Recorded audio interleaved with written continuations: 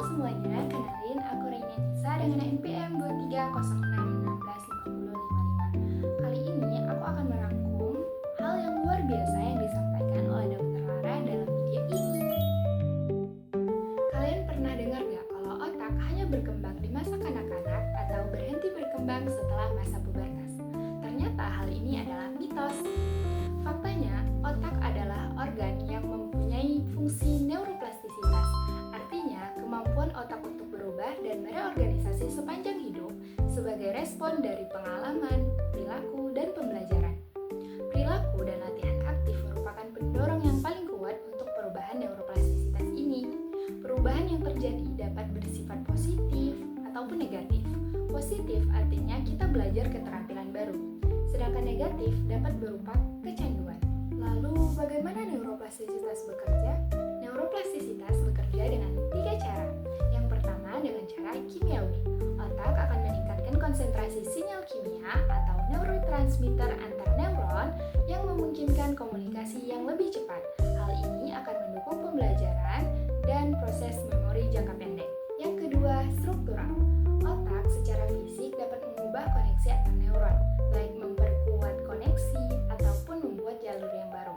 Hal ini akan memproses memori jangka panjang dan membuat retensi keterampilan yang permanen. Oke, kita masuk ke contoh.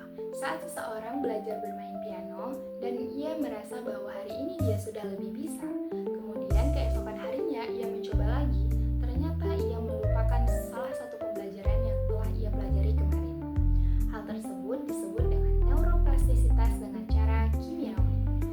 Kemudian ketika dia mencoba mempelajarinya ulang hari ini, kemudian esok ia coba lagi, besoknya ia coba lagi, kemudian dia bisa dan terbiasa. Hal ini disebut dengan neuroplastisitas struktural. Selanjutnya yang terakhir, neuroplastisitas fungsional. Otak dapat menentukan bagaimana dan kapan suatu bagian dari jaringan otak diaktifkan. Semakin sering bagian dari otak diaktifkan atau digunakan, maka akan semakin mudah untuk dirangsang.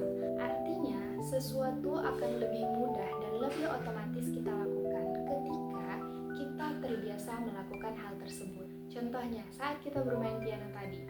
Ketika kita terus-menerus bermain piano, kita akan lebih terbiasa dan lebih otomatis. Maksudnya gimana? Ketika kita bermain piano, mata kita tidak harus fokus pada piano tersebut.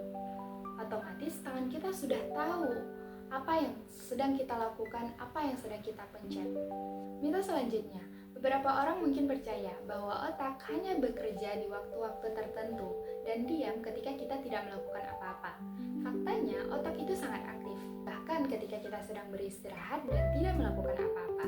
Dalam penemuan modern melalui MRI menunjukkan bahwa otak memiliki jaringan aktivitas default yang terus bekerja.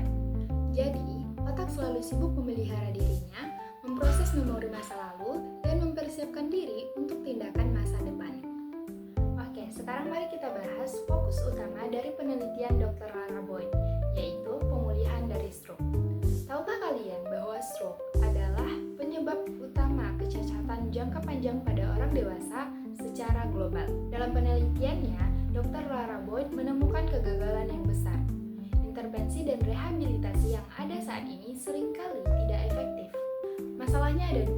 Yang pertama, dosis latihan yang dibutuhkan untuk pemulihan itu sangat besar, sehingga sulit untuk dipenuhi.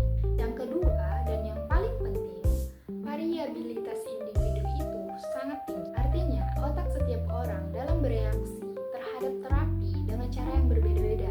Tidak ada satu resep untuk semua yang bisa diterapkan pada semua pasien. Inilah mengapa Dr. Lara Boyd mengusulkan pembelajaran yang dipersonalisasi dengan menggunakan biomarker atau karakteristik unik otak untuk mencocokkan setiap individu dengan metode dan dosis latihan yang paling efektif.